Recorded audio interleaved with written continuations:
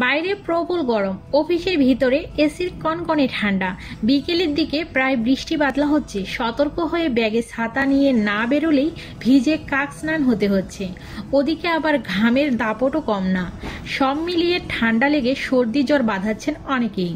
নাক দিয়ে পানি পড়ছে, কাশতে কাশতে বুকে ব্যথা, মাথা ভারী হয়ে যাচ্ছে, সঙ্গে সঙ্গে ঘুষঘুষে ঝড়।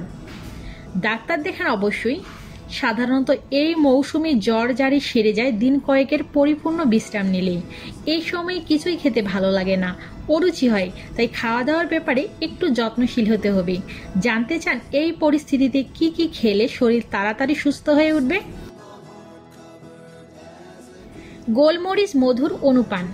2 কাপ ফুটন্ত পানিতে 1 চা চামচ অল্প করে থেতো করে নেওয়া গোলমরিচ দিয়ে ফোটান 10 মিনিট ধরে। তারপর এই পানিটা সেকে নিয়ে 2 টেবিল চামচ মধু মিশিয়ে ধীরে ধীরে পান করুন। কাশি কমবে, বুকে সর্দি বসবে না। লেবু আর আদার অনুপান।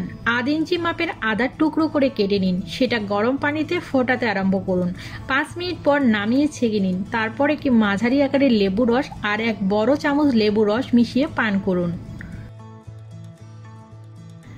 আদা, পুদিনা, মধু দিয়ে বানান নিজস্ব কাশির ওষুধ।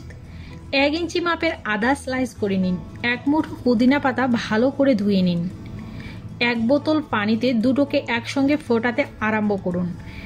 1 কাপের মতো পরিমাণ হলে গ্যাস বন্ধ করে 1/2 কাপ মধু মিশিয়ে নিন। একটু উষ্ণ থাকতে পান করুন।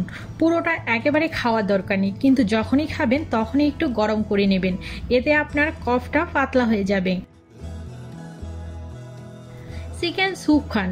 চিকেন স্যুপ সর্দি কাশির সমস্যায় খুব ভালো কাজে দেয় বলে দীর্ঘদিনের বিশ্বাস। সদ্য তৈরি হওয়া চিকেন স্যুপ খেতে ভালো লাগে, তা পুষ্টিগুণও ঠাসা।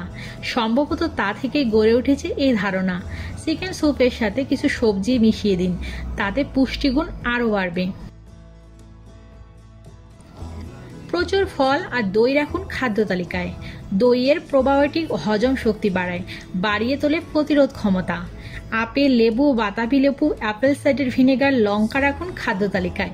এর ভিটামিন সি আপনার প্রতিরোধ ক্ষমতা বাড়াবে, আপনি তাড়াতাড়ি সুস্থ হয়ে উঠবেন। নিয়মিত ভেপার নিন, গার্গল করুন। গরম জলে সামান্য একটু নুন আর হলুদ দিয়ে গার্গল করুন। কয়েক ফোঁটা ইউক্যালিপটাস তেল জলে ফেলে ভেপার নিন।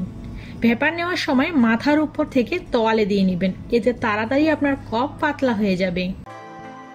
ভিডিওটি দেখে যদি আপনার কিছু অজানা বিষয় জানা হয় বা সামান্যতম উপকার হয়, তবে চ্যানেলটি সাবস্ক্রাইব করুন এবং ভিডিওটি ভালো লাগলে লাইক দিয়ে কমেন্ট করে জানান কেমন লাগলো। ধন্যবাদ।